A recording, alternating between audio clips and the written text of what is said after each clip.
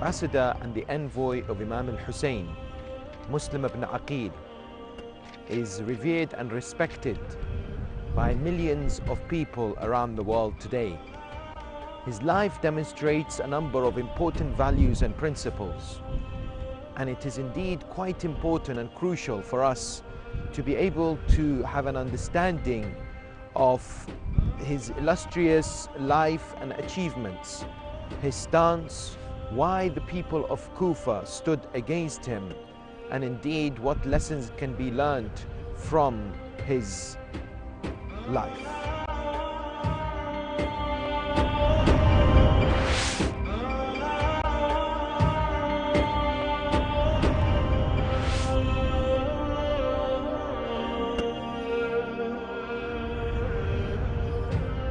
In order to have an understanding of Muslim ibn Aqeel and his life, let's begin by looking at the forefathers of Muslim.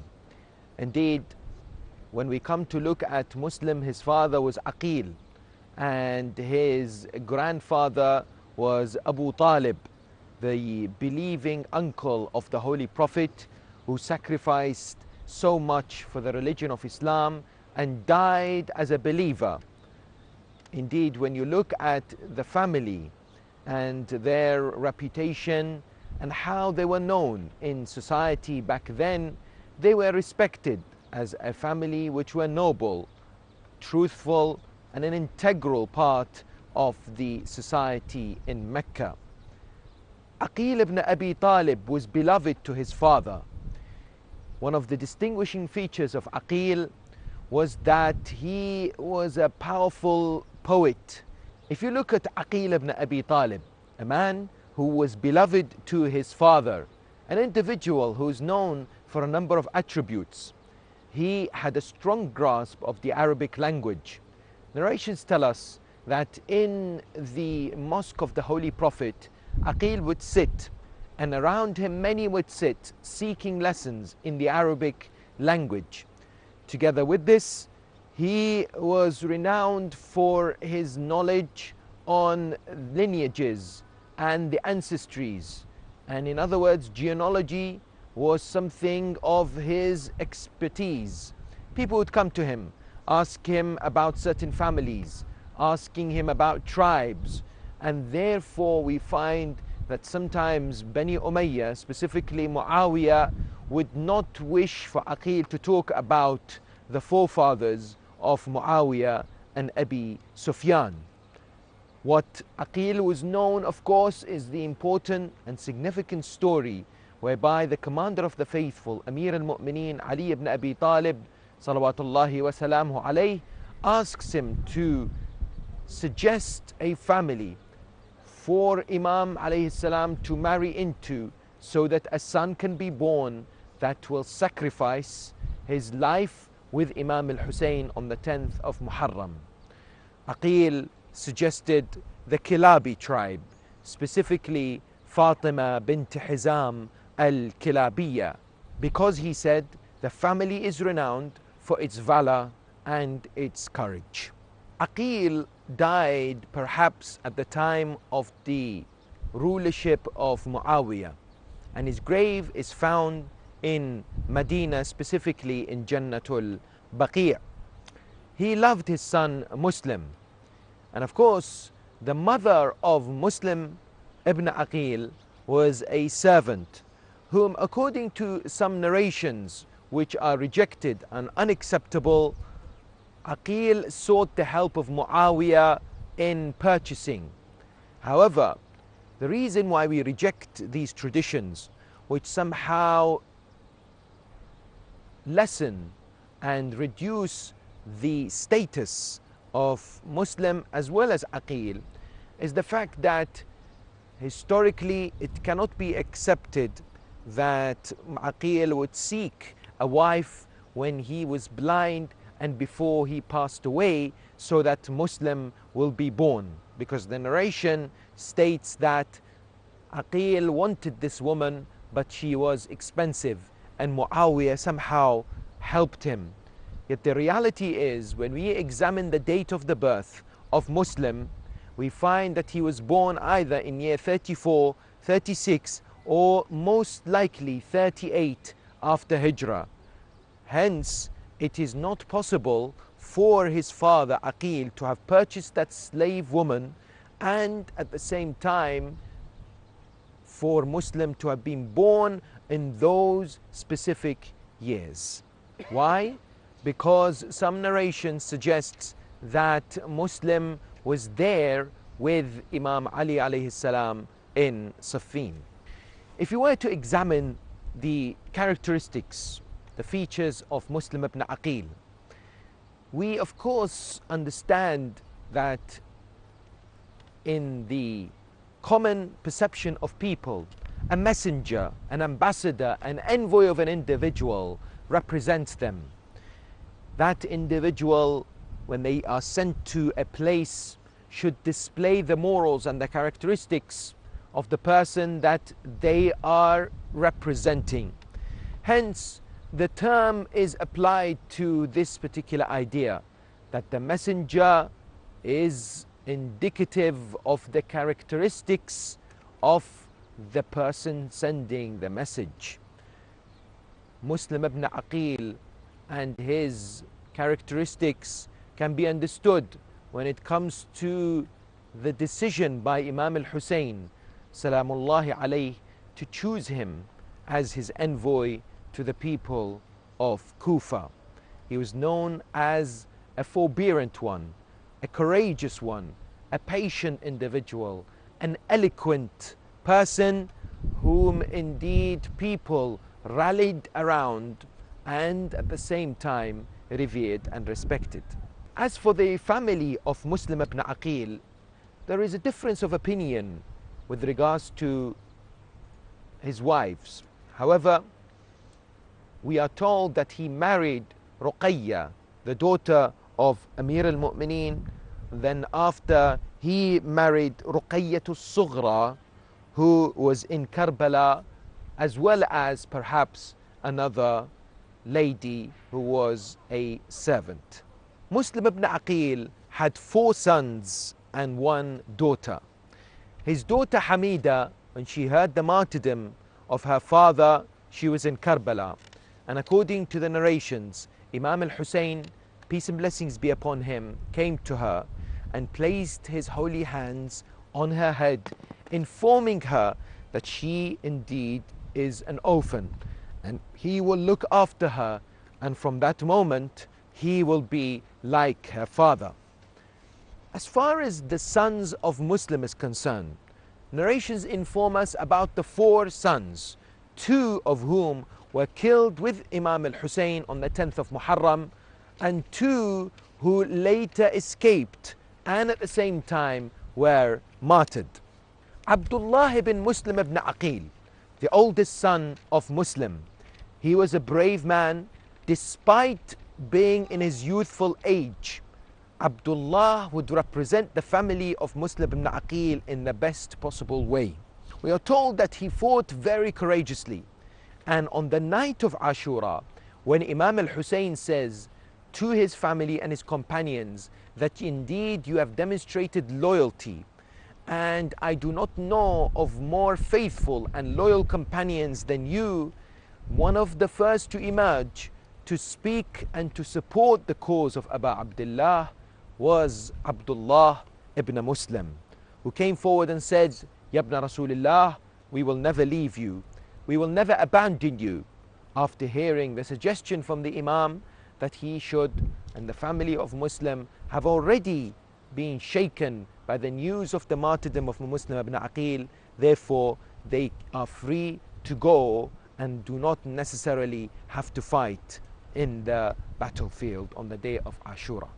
Abdullah ibn Muslim killed many of the enemy combatants, the army of Umar ibn Sa'ad, on the 10th of Muharram. Tens were killed by this young man, and finally he attained martyrdom. The second of the sons of Muslim to fight was Muhammad ibn Muslim. His mother was a servant, and according to narrations he also fought bravely and killed 17 of the army of Ubaydullah ibn Ziyad until he was martyred. Yet the story of the two sons of Muslim is indeed heart-rending and brings sadness to the souls. The story of the two sons of Muslim is indeed heart-rending and brings grief to many people. They were known as Ibrahim and Muhammad, or in some narrations, Ibrahim and Abdul Rahman. There are different versions of the story, yet it is likely that when the tents of Imam al-Hussain were raided and attacked after Abu Abdullah was finally killed on the 10th of Muharram, we are told that they ran away in fear, not knowing which direction to go. They kept running and running until they reached an area known as Musayyib in Iraq today. They were found next to some water and taken by a lady who wanted to look after them. Indeed, narrations say that her husband discovered them, found them and handed them over to the tyrant Ubaydullah ibn Ziyad, who executed them. Today, their shrine is found and is visited by many people in the city of Musayyib. Muslim ibn Aqeel had 5 brothers who fought bravely on the plains of Karbala on the 10th of Muharram and attained martyrdom. Of course, they were determined to avenge the blood of Muslim, but that was not their primary objective. The reason that they fought was to save the religion of Islam and to support the Imam of their time. The brothers of Muslim who were martyred on the 10th of Muharram were Aun, Ali al-Akbar, Musa, Muhammad, as well as Abdul Rahman. Of course, Muslim ibn Aqeel was loved by the Ahl al-Bayt. At the same time, we have a narration from the Holy Prophet Muhammad sallallahu alayhi wa alihi wasallam, narrated in the book Al-Amali for Shaykh al-Saduq, in which it is said that Imam Ali alayhi salam informed the Holy Prophet, "Do you love Aqeel?" The Prophet responded, "I wallah, inni la'uhibbuhu hubban lahu wa hubban li Abi Talib." I love him because of himself, and at the same time because I love my uncle Abu Talib. وَإِنَّ وَلَدَهُ الْمَقْتُولِ فِي مَحَبَّةِ وَلْدِكَ فَتَدْمَعُ عَلَيْهِ عُيُونُ الْمُؤْمِنِينَ. His son indeed will be killed with your son, and the eyes of the believers will shed tears and will cry for them. وَتُصَلِّي عَلَيْهِ الْمَلَائِكَةُ الْمُقَرَّبُونَ. And the angels which have attained close proximity will indeed pray for him. At that moment, the Prophet cried until the tears fell on his holy cheeks and says, "Allahumma inni ashku ilayka ma talqa atrati min ba'di." He said, "Oh Allah, I complain to you of what my family will endure after me."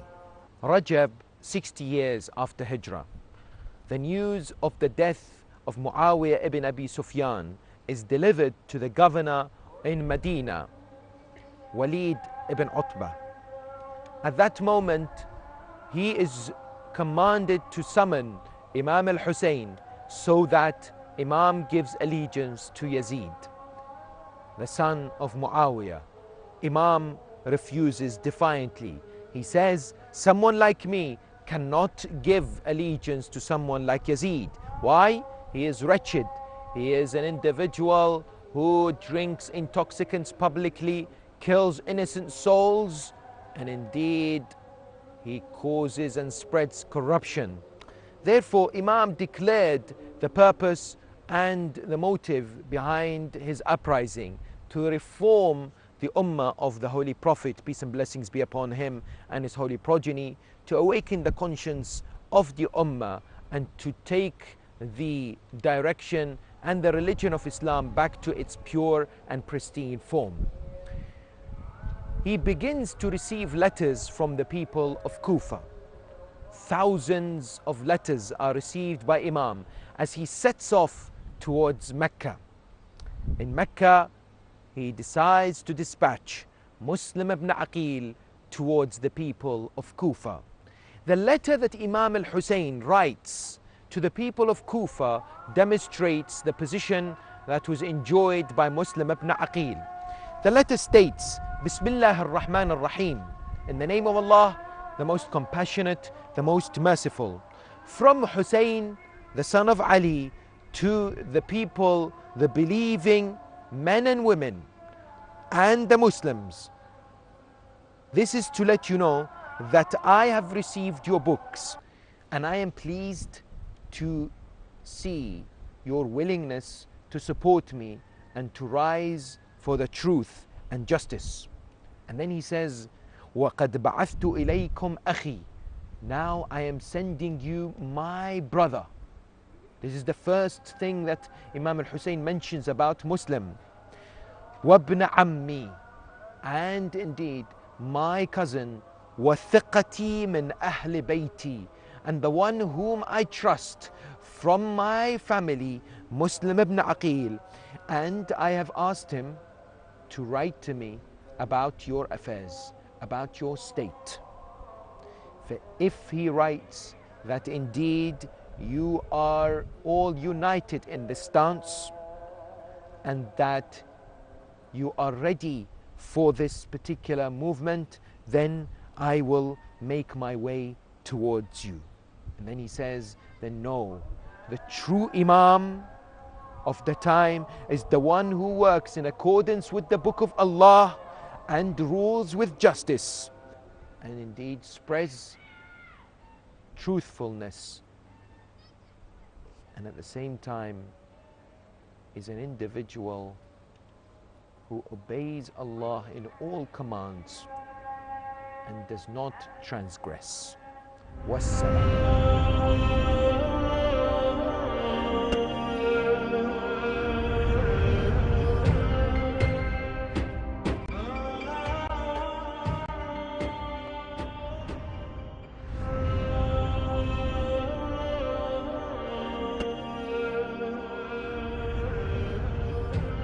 This was an important letter that Imam al-Hussain had given to Muslim ibn Aqeel, highlighting that Imam truly trusted Muslim, and he saw in Muslim the important qualities and the characteristics needed in order to prepare the ground in Kufa for the movement and the arrival of Abu Abdullah al-Hussain alayhi salam.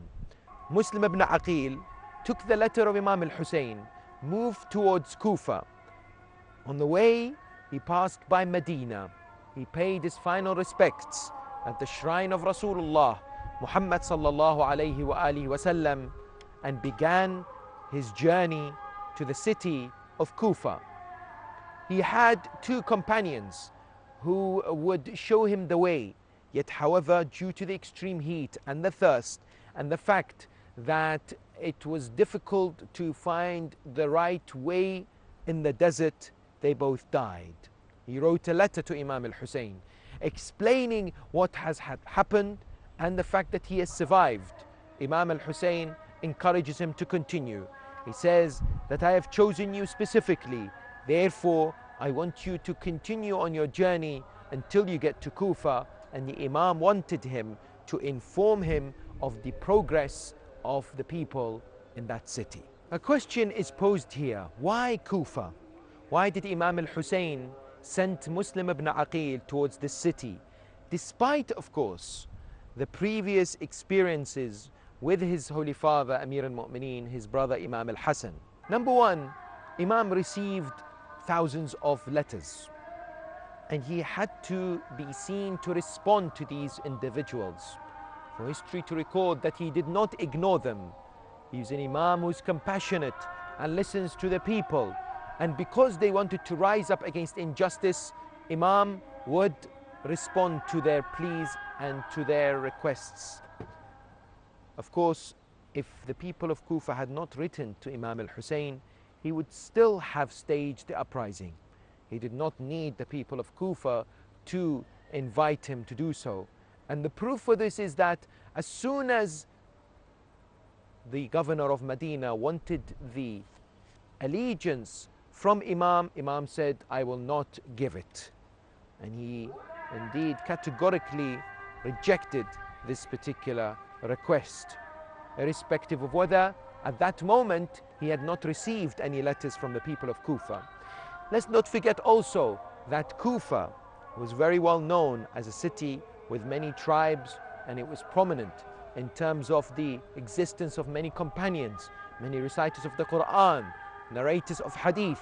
And with Basra, it was known as the two major cities by which geographically and strategically one would be able to find the ripe conditions for a movement such as this to begin. Muslim ibn Aqeel left Mecca mid-month of Ramadan, 60 AH, and reached the city of Kufa in the month of Shawwal. When he reached Al-Kufa, he resided in the house of Al-Mukhtar ibn Abi Ubaid al-Thaqafi. Why the house of Mukhtar? Number one, Mukhtar was a loyal supporter of the Ahl al-Bayt, a brave warrior who welcomed Muslim ibn Aqeel and gathered support for him. And number two, Mukhtar was married to the daughter of the Kufan governor at that time, and Nu'man ibn Bashir. Therefore, Muslims saw that the house of Mukhtar at the outset to be a good place to begin his movement. This is where the heads of the Ashraf, the noblemen of Kufa, the prominent Shia, the supporters of the Ahl al-Bayt, gathered in their hundreds and sometimes, in accordance to traditions, thousands, to come to give their allegiance to Muslim ibn Aqeel and Imam al-Hussain. One by one they came to demonstrate that indeed what they wrote was true, and they're preparing to reject the Umayyad rule of Yazid ibn Muawiyah. After addressing them, they came to a Muslim. For instance, Abis ibn Abi Shabib al-Shakiri comes and says, after praising Allah, he says, by God, I cannot tell you about the intentions of the people, and I don't know what's inside them, but I can tell you about myself.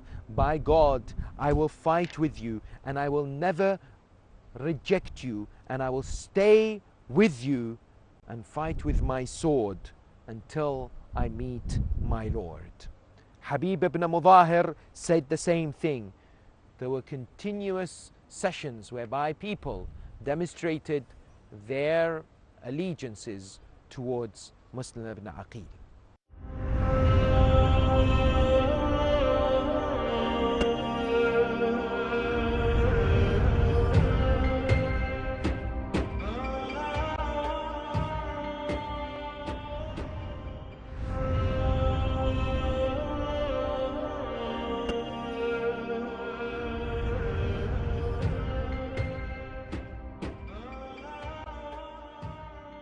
There was a book, a registry book, whereby people write down their names and indeed declare their support for Muslim ibn Aqeel. That book had the name of 12,000 in accordance with some narrations. We are told that after receiving so much support, Muslim ibn Aqeel wrote to Imam al-Hussain, telling him that thousands have demonstrated that they're willing to rise up. Therefore, he should continue in his journey and come towards Kufa. But at the same time, Bani Umayyah were very displeased with the governor of Al-Kufa and Nu'man ibn Bashir. Umar ibn Sa'ad writes a letter to Yazid ibn Muawiyah informing him of the situation, that Muslim ibn Aqeel had gathered support. Several others do the same. Yazid seeks the advice of the advisor of his father, Sir John, who tells him, make Ubaydullah ibn Ziyad the governor of Kufa, so that he can hold a firm grip on the situation and indeed will be better than Nu'man. Yazid fulfills that advice, and Nu'man ibn Bashir is displaced. Ubaydullah ibn Ziyad is commanded to go towards Kufa. He takes 500 men, disguises himself enters Kufa. People believe that he's Imam al-Hussain, goes to Qasr al-Imara, the palace of governance, and removes an-Nu'man. Thereafter, he begins a campaign of terror, a campaign of bribery, a campaign of imprisonment against the supporters of Muslim ibn Aqeel. Yet indeed, Muslim ibn Aqeel then moved to the house of Hani ibn Urwa, another famous Kufan and a supporter of the Ahl al-Bayt alayhim as-salam. Ubaydullah ibn Ziyad attempts to understand the movement and the plans of Muslim ibn Aqeel and the Shia in general. He plants a spy by the name of Aqeel in the house of Hani, who disguises himself as a supporter of Muslim, sits and listens and takes reports to Ubaydullah. Finally, Hani ibn Urwa is taken to the palace against his will and is confronted with this. When he recognizes that Aqeel, that man who was a hypocrite, was a spy for Ubaydullah, admits that Muslim ibn Aqeel was in his house, but would not give him and surrender him to Ubaydullah. Ubaydullah hits Hani on his face, injuring him and thereafter imprisoning him. The situation in Kufa was tense. The tribe of Hani ibn Urwa, the Murad tribe, gather.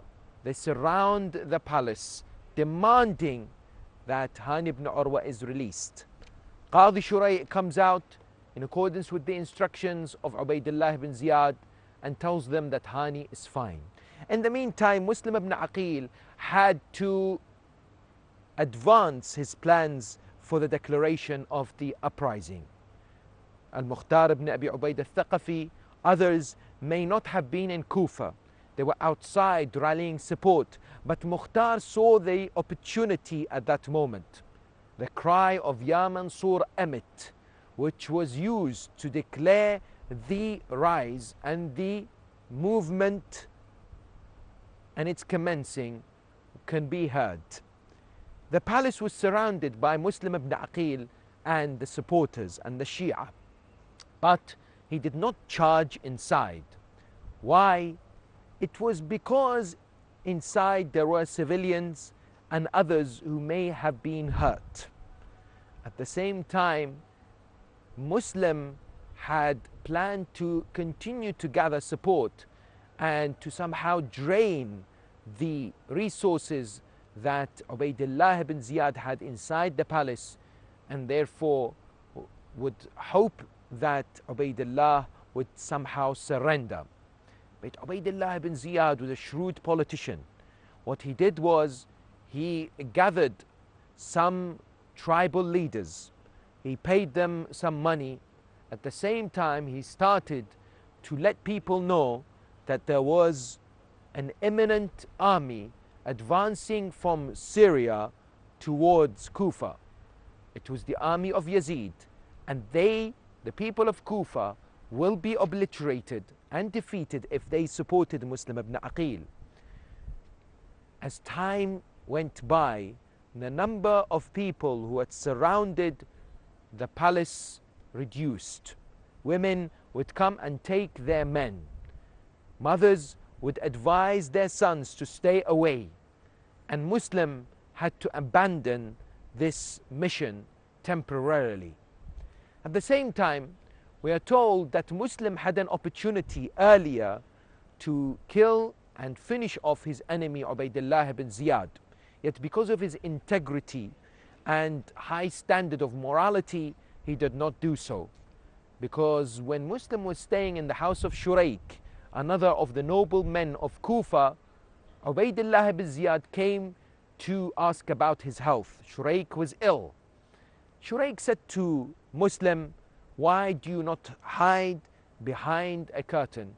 And when I give you a sign, come out and strike this enemy of Allah, finish him once and for all, and finally you have Kufa all for yourself." Yet despite sending him signs, Muslim ibn Aqeel did not emerge. Later on, Muslim said, that a believer does not practice treachery. And at the same time, the wife of Hussain ibn Urwa had requested from Muslim that this does not happen. Therefore, Ubaydullah ibn Ziyad left unharmed. But of course, the neck was getting tighter around the supporters of Muslim. They were reducing in number as time passed. Ubaydullah purchased many, imprisoned others like Maytham al-Tammar and later al-Mukhtar al-Thaqafi. Finally, Muslim ibn Aqeel saw that his support was very few. He came on the 8th of Dhul Hijjah in the Masjid al-Kufa to perform his prayers. After the evening Isha prayers, he looked around and there were no supporters. He wandered around the alleyways and the streets of Kufa, not knowing what to do. There was so much fear that Ubaydullah had spread across Kufa that once again the Kufans had betrayed the Ahl al-Bayt. Muslim ibn Aqeel reaches the house of a lady by the name of Taw'a. He sits outside. This lady comes out. She is waiting for her son. She finds Muslim. She asks him, "Why is it that you're sitting here?"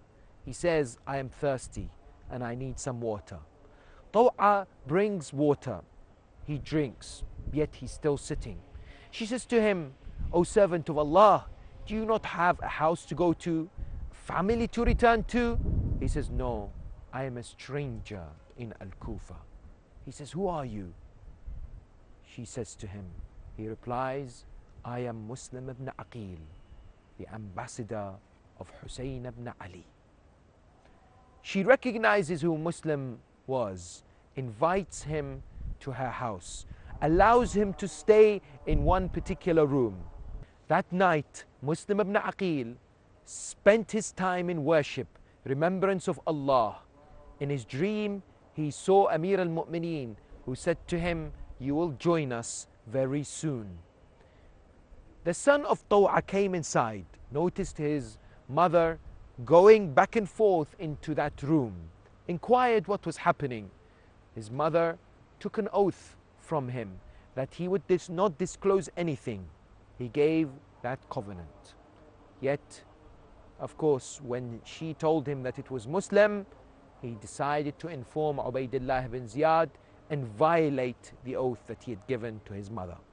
Before Fajr, on the 9th of Dhul Hijjah, 60 AH, this man goes to Qasr al-Imara, informs Ubaydullah ibn Ziyad that Muslim ibn Aqeel is in his house. Ubaydullah ibn Ziyad had placed a price tag on Muslim ibn Aqeel, and indeed would reward anyone who would bring information about where he was.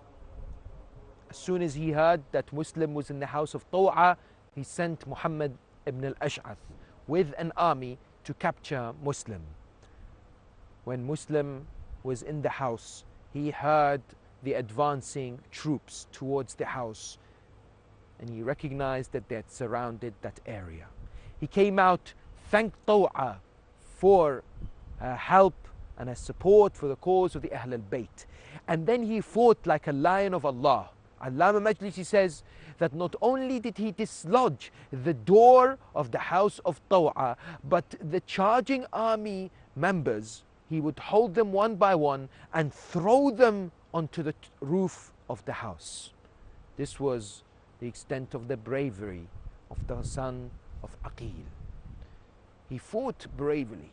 He killed many of the army of Ubaydullah ibn Ziyad until Muhammad ibn al-Ash'ath sought reinforcement. Ubaydullah said, "This was just one individual.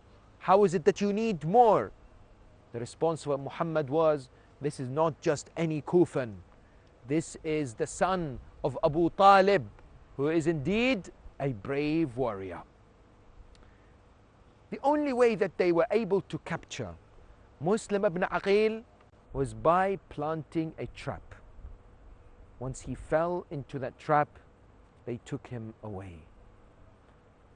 Whilst taking him away, they saw that he was weeping and crying. They said to him, "You fought so bravely. Why is it that you're crying? Is it the fear of death?" He said, "No, by Allah, it is not death. Hussain, my master, is approaching Kufa and he is unaware of the betrayal of its inhabitants." He stood outside the Qasr al-Amara.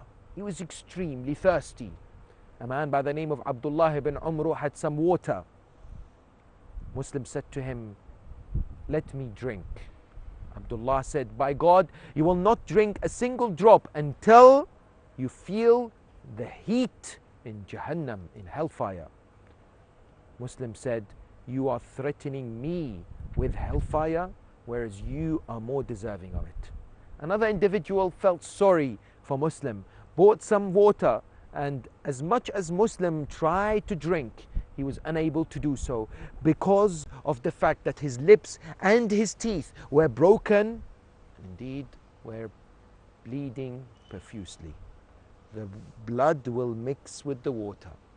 And he said that it is the will of Allah that I meet him thirsty. Indeed, he did so just like how Imam al-Hussain, his family and his companions. He's taken inside the palace. He does not greet Ubaydullah. This enrages the Kufan governor. He says to him that I will kill you, a killing not seen before. Muslim says, "This is befitting of you. However, I have a will that I wish to pass on to Umar ibn Sa'd." Umar at the beginning does not want to do anything. Umar ibn Sa'd declines to accept the will of Muslim ibn Aqeel. Yet later on comes to listen to him at the request of Ubaydullah. The will of Muslim ibn Aqeel was to settle some financial loans and at the same time to inform Imam al-Hussain that the people of Kufa had turned against him and for him not to come to this city. Umar ibn Sa'd said, "I will not get this message to Hussain." And he disclosed the will to the people who were there. Finally, Ubaydullah ibn Ziyad commands that Muslim ibn Aqeel is taken to the roof of Qasr al-Amara, the governance palace, and beheaded. When he is taken there, the man who beheaded him states that he was invoking the name of Allah, seeking forgiveness, remembering the Almighty subhanahu wa ta'ala. And before I beheaded him, the man states, he asked for time to perform 2 units of prayer. When he finished, he looked towards the direction of Medina and sent his salutations upon the Imam of his time, Imam al-Hussain, peace and blessings be upon him. At that moment, Muslim ibn Aqeel was beheaded. His head and his body was thrown from the top of the roof of the palace onto the ground, later on dragged across the streets on Kufa and placed for people to see. Muslim ibn Aqeel, an individual who indeed has left a long-lasting legacy, a man who many of us can learn from in terms of lessons regarding loyalty, integrity, honesty, patience, valor, courage, as well as, of course, the following of the Ahl al-Bayt. Peace and blessings be upon Muslim ibn Aqeel on the day he was born, on the day he was martyred, and on the day that he will be resurrected. This is my last prayer, Hussain, don't come here. Your head shall be raised high upon a spear, and on the dust your head shall be high upon a spear, and on the dust your head shall be high upon a spear. I am Muslim, oh my master, you had sent me to Kufa. In my hand I held your banner and the sword of your father. By these people I was attacked and my blood flowed like water. My last words are to you, Hussain. My last words are to you, Hussain. Do not come to Karbala. Do not come to Karbala. It's a land of death. They hate and loathe you. And with my last breath, Hussain, I warn you. Hussain, I warn you. All they want from you is your death. Hussain, I warn you. All they want from you is your death. Hussain, I warn you. My tears upon you they have flowed, knowing what they all intend. I can't bear knowing my master Hussain will come to an end. Hussain will come to an end. In Kufa I went door to door, begging them with my two hands, begging them with my two hands. I came seeking justice and truth, but to my death I was sent, but to my death I was sent, but to my death I was sent. Why do they hate me? I tried to help them. I tried to help them. They attacked me and they killed my children. Oh, how it breaks my heart to know they killed my children. Oh, how it breaks my heart to know they killed my children. I am but minutes from my death, and they ask me a question. Do you have any final words before your death shall happen? I say I wish that my master to this land shall not return. To this land shall not return. Your swords for his blood are thirsty, and fire for his women, and fire for his women. Hussain, I failed to get men for you, and today I seek forgiveness from you, forgiveness from you. Master, don't let me die without forgiveness from you.